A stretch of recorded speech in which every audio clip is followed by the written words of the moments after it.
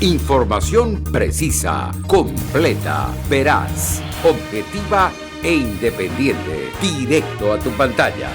Voz de América en RCR 750.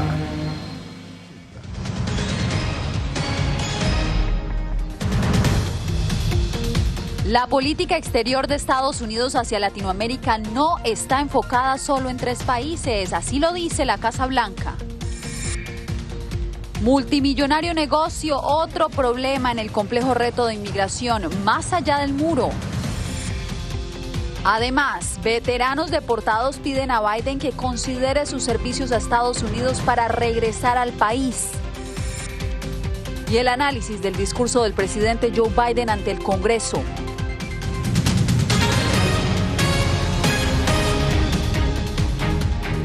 Hola, ¿qué tal? Bienvenidos a esta emisión del Mundo al Día. Les saluda a Yasmín López. El Triángulo Norte de Centroamérica fue la única mención que hizo el presidente Joe Biden sobre la región latinoamericana durante su primer discurso ante el Congreso. Con nosotros está Jorge Agobián, quien conversó con el director de Asuntos Hemisféricos del Consejo de Seguridad Nacional. ¿Por qué no figuraron otros países, Jorge? ¿Qué tal, Yasmín? Este discurso, el primero del presidente Biden ante el Congreso, que también se realizó cuando se cumplen exactamente los primeros 100 días de su gobierno, nos dijo este alto funcionario en entrevista con La Voz de América que el objetivo era hablar sobre la estrategia y los logros alcanzados por la administración en términos de la crisis sanitaria y económica por la pandemia de coronavirus. Es por eso que supuestamente no figuraron otros temas. Sin embargo, según nos dijo, el objetivo era ese, hablarle directamente a los estadounidenses sobre política doméstica. Pero ¿qué tal si revisamos el siguiente reporte, donde están las respuestas de este funcionario? Según la Casa Blanca, la omisión de Latinoamérica en el primer discurso de Biden ante el Congreso no significa que la región no sea una prioridad. Que no mencione todos los países de la región no quiere decir que no tengamos una agenda bastante activa. El discurso, sin embargo, se desmarcó de la práctica de la administración del expresidente Trump, cuyos mensajes solían incluir su política hacia Venezuela, Nicaragua y Cuba. Juan González, director de Asuntos Hemisféricos en el Consejo de Seguridad Nacional de la Casa Blanca, explicó por qué. No estamos solo enfocados en 3 países como lo tuvo la administración previa. Venezuela sigue siendo una crisis humanitaria tal vez la más grande que ha visto la historia moderna de la región. El alto funcionario subrayó lo que pareciera ser un giro en las bases de la política estadounidense hacia la región. A los Estados Unidos no le importa la ideología, nos importa el proceso democrático en las instituciones que sean transparentes y robustas y que permitan que sean los ciudadanos de los países de las Américas que elijan a sus líderes. Para algunos legisladores republicanos, la línea dura contra gobiernos socialistas de la región es fundamental y han criticado lo que consideran la política izquierdista de Biden. González también destacó la cooperación internacional que Washington contempla en la lucha contra la pandemia. Pues vamos a ser el líder global en combatir la pandemia alrededor del mundo, pero con un enfoque obviamente prioritario en la región, dado que son nuestros vecinos y que la seguridad nacional de esos países tiene implicaciones para la nuestra. El funcionario de la Casa Blanca también nos dijo que más allá de la construcción o el levantamiento de barreras o muros en la frontera, haciendo referencia a la pasada administración, el gobierno de Biden y la Casa Blanca está enfocada en crear oportunidades en la región, sobre todo en los 3 países que mencionó el presidente durante su discurso, Honduras, Guatemala y El Salvador, pero también expandirlo al resto de Latinoamérica. Yasmín. Jorge, muchas gracias por el reporte. Bien, en nuestra cuarta entrega de Más allá del muro hicimos un recorrido con la patrulla fronteriza y logramos tener el testimonio de un inmigrante quien estuvo a punto de perder su vida, no 1 ni 2 veces, sino 7 veces con tal de cumplir su sueño americano. Para ponernos en contexto, vamos hasta Mission, Texas, con Celia Mendoza. Celia, ¿cuánto dinero podrían pagar los inmigrantes por lograr el tan anhelado sueño americano, pero además, ¿cuáles son los riesgos que corren? Yasmín, así es, la cantidad varía, pero lo que hemos podido recabar durante esta investigación a lo largo de varios meses es que pagan de entre $5,000 hasta $20,000 y los riesgos son enormes, en especial para aquellas personas más vulnerables. Los jóvenes y las mujeres, quienes pueden ser víctimas de abusos sexuales y físicos, asimismo como algunos de los miembros de estos traficantes de personas obligan a que ellos en ocasiones inclusive crucen droga a los Estados Unidos.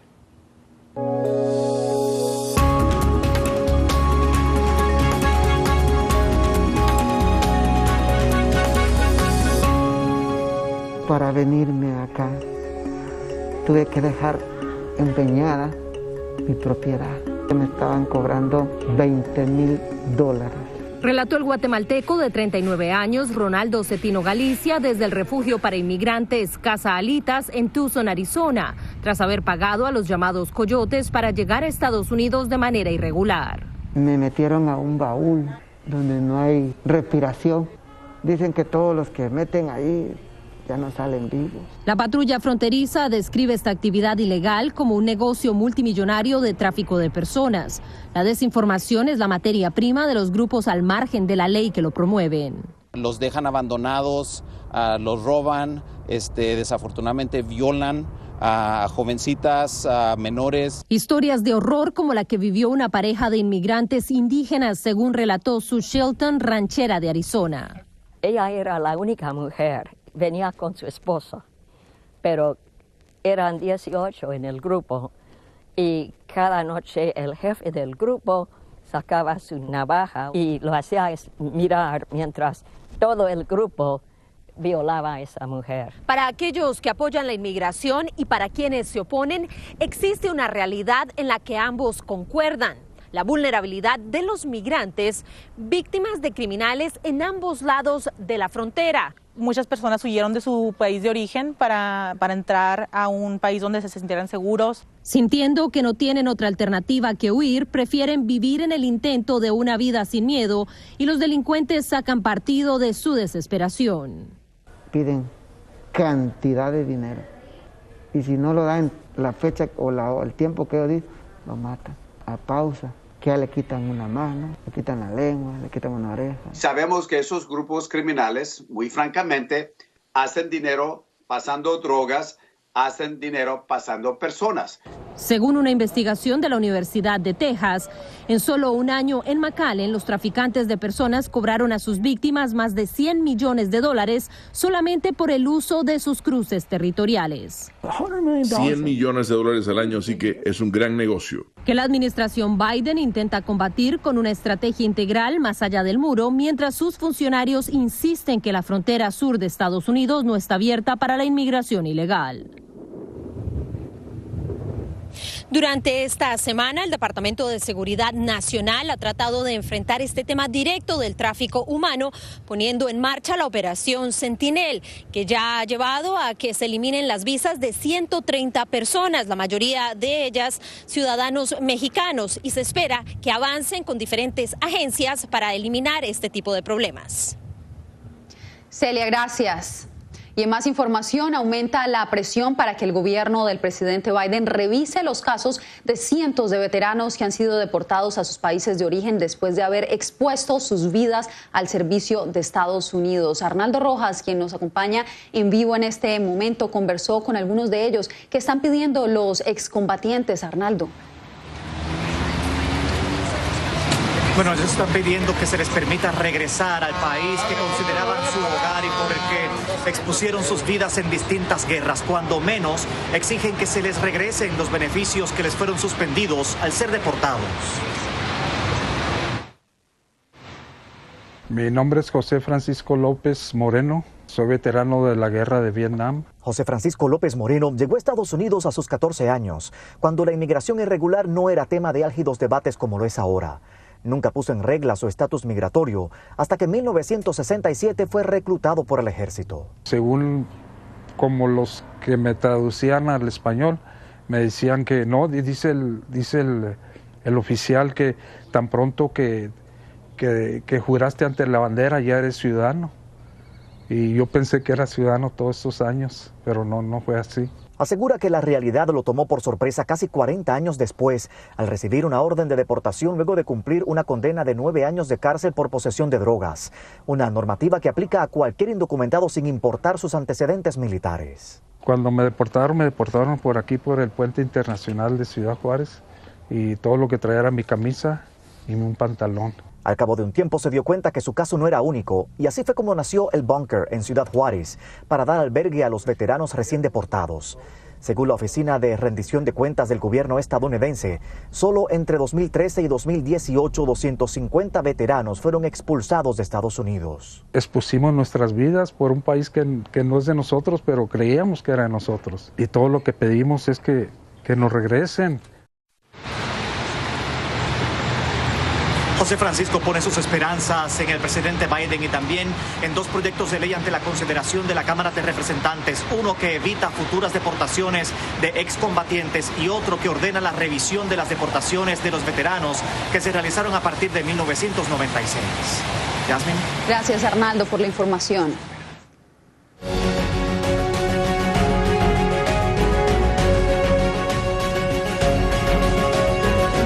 Desde el Capitolio Nacional, el presidente Joe Biden habló al Congreso de Estados Unidos pidiendo a los legisladores que avancen lo más pronto posible en varios temas cruciales. Diva Lizette Cash siguió su alocución y nos tiene detalles del enfoque del discurso del presidente. Adelante, Diva Lizette.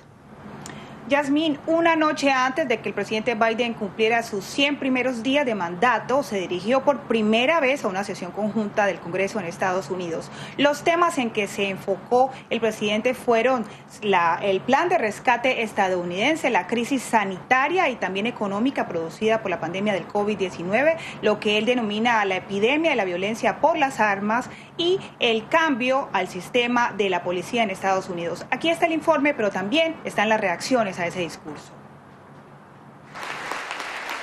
En un tono conciliador, el mandatario habló de la crisis que atraviesa la nación, pero también de las oportunidades. Mencionó los 220 millones de vacunas aplicadas, 160 millones de cheques entregados para mitigar la crisis económica y su plan de rescate estadounidense enfocado en el cambio climático que, según esta experta, representa oportunidad para la comunidad latina. ¿Por qué? 30% de los latinos, por ejemplo, se dedica al área de la construcción.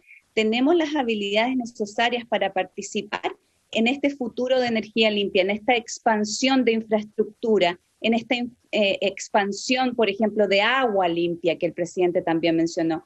El tema migratorio fue ovacionado por los demócratas. Sin embargo, en su reacción oficial, los republicanos acusaron al presidente de agravar la situación migratoria. El gasto en infraestructura que contrae nuestra economía no obedece al sentido común. Debilitar nuestra frontera sur y crear una crisis no es algo compasivo. El discurso del presidente Biden también ha causado preocupación en algunos sectores. Todo se trata de amnistía, se trata de acomodar a las últimas personas que quieren venir a Estados Unidos, ni una sola mención del impacto que va a tener en el pueblo estadounidense. Yasmín, el presidente Biden también hizo una comparación de cómo debe prevalecer la democracia en Estados Unidos, haciendo una comparación de cómo lo hizo el Capitolio Nacional después de la insurrección en el pasado mes de enero y pidió a la bancada republicana que legislara oportunamente para negar el acceso a las armas de largo calibre, como también para reformar el sistema de la policía en Estados Unidos y así tener justicia y democracia en el país. Sigo contigo con más noticias. Muchas gracias, Diva Lizette. Bien, ¿y cómo reconstruir al país? Ese ha sido el gran reto de la administración Biden tras el momento más complicado de la pandemia. El análisis de los 100 días del actual gobierno en materia económica nos lo trae Laura Sepúlveda. Por tercera semana consecutiva, las solicitudes de desempleo marcan el número más bajo desde el inicio de la pandemia en Estados Unidos, muestra de que en materia económica se está viendo una mejora. Jeremy Robbins, director de New American Economy, da una mirada a este aspecto en lo que han sido los primeros 100 días del gobierno Biden.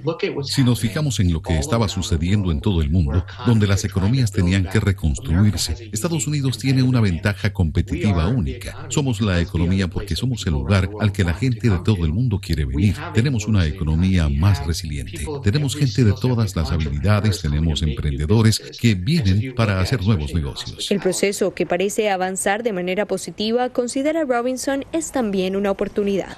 Debido a la forma en que nuestra política se desarrolla en los medios, a menudo tendemos a pensar en esto. ¿Quién está ganando? Si son demócratas o republicanos, pero cuando pensamos en las inversiones que tenemos que hacer, inversiones en nuestra infraestructura, en el cuidado de los niños, en educación, inversiones en crecimiento y lograr que más personas puedan volver a trabajar, esas son inversiones que los estadounidenses apoyan de manera abrumadora. Un crecimiento del 1,6% se registró en el primer trimestre de 2021, lo que nos pone un poco más cerca de la situación económica prepandemia, la cual analistas presumen podríamos ver hacia el verano de este año. La recuperación, agregan, se estaría dando más rápidamente que en tiempo de crisis causada por la Gran Depresión. Laura Sepúlveda, Voz de América, Nueva York.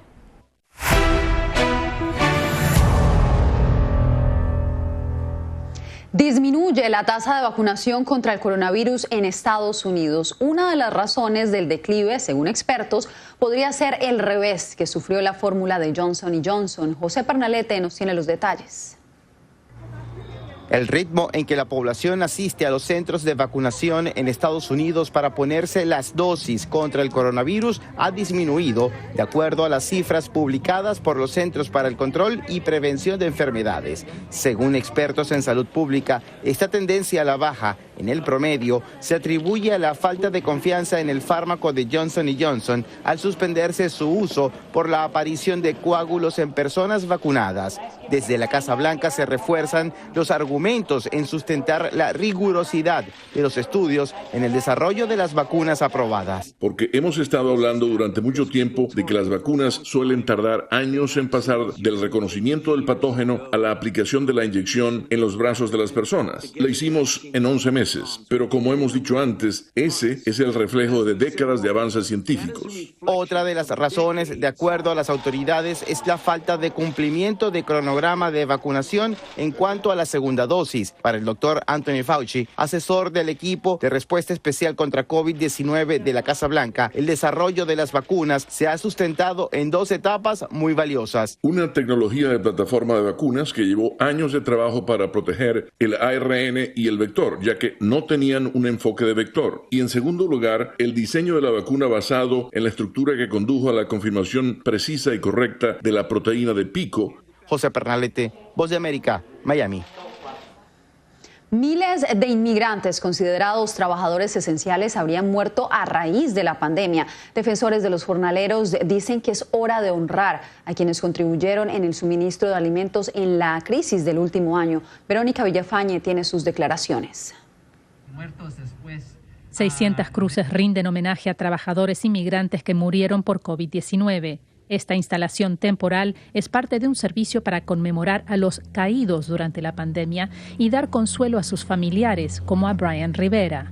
Yo soy de los más afortunados que puedo trabajar de mi casa, pero he visto a mi hermano, a mi mamá y a mi abuelo tener que salir durante todo el tiempo y tristemente en febrero perdimos a mi abuelo. Godofredo Rivera, un jornalero que trabajaba como planchador en una tintorería, tenía 69 años y es uno de los cientos de inmigrantes recordados durante un tributo y concierto conmemorativo. Si no, la memoria de todos los que perecieron se va a olvidar y se va a ir en la nada, y dieron la vida para que otros vivieran. Son los que garantizaron de que hubiera carne, que hubiera leche, que hubiera vegetales en las mesas de millones de familias. Pablo Alvarado es codirector de la Red Nacional de Jornaleros que emitió el informe Honrando a los Caídos. El reporte destaca que trabajadores inmigrantes fueron impactados desproporcionadamente por la pandemia y exige protecciones laborales como acceso a ayuda económica por COVID-19 y seguro de desempleo. Organizadores del evento conmemorativo y defensores de los inmigrantes dicen que como reparación por los sacrificios y pérdidas experimentadas por los inmigrantes durante la pandemia, los legisladores deberían crear una ley que les otorgue un estatus legal. Reclaman que eso también se debe extender a los familiares de los fallecidos. Verónica Villafañe, Voz de América, Los Ángeles.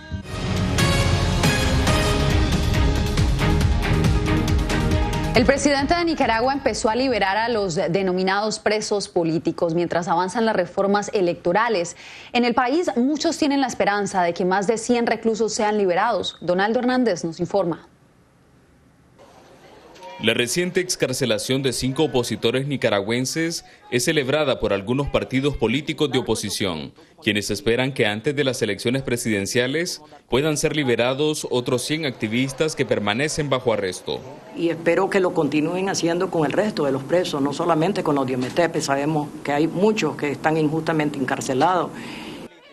La Unión de Presas y Presos Políticos afirma que las excarcelaciones podrían ser parte de una estrategia del presidente Daniel Ortega.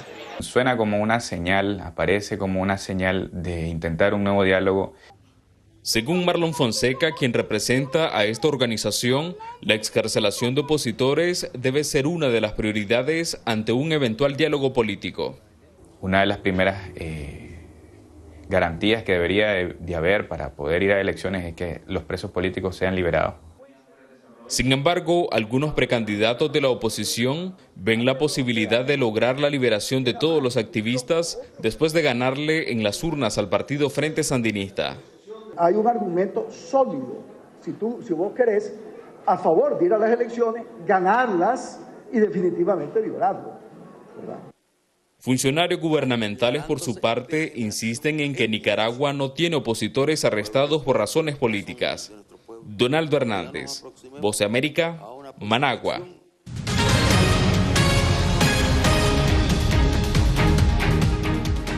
La producción mundial de vacunas y medicamentos para el coronavirus está generando una preocupante inequidad. Así le dijo a Alonso Castillo, una experta en propiedad intelectual y farmacéutica. Una de las expertas más reconocidas en el mundo en cuestiones de propiedad intelectual en el ámbito farmacológico, habló con La Voz de América sobre sus inquietudes respecto a la producción, a la distribución y a la brecha que sigue cavándose entre quienes tienen acceso a la vacuna y los que se mueren en el intento por conseguirla.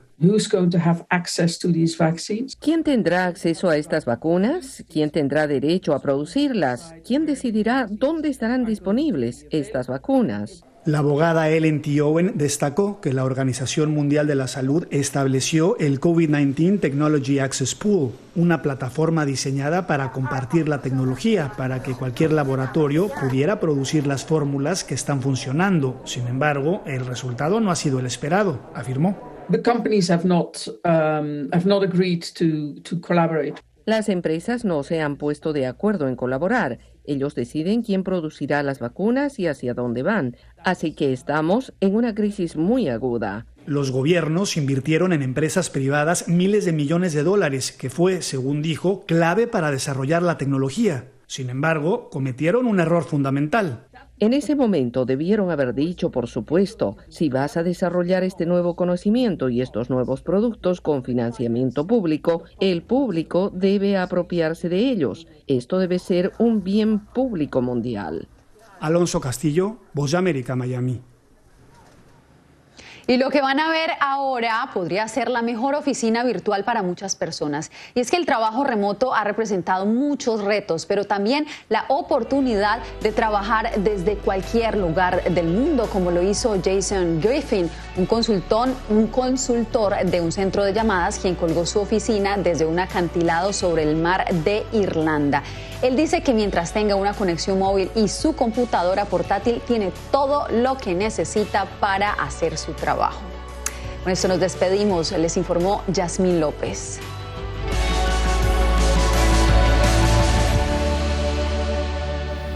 Radio Caracas Radio presentó Voz de América.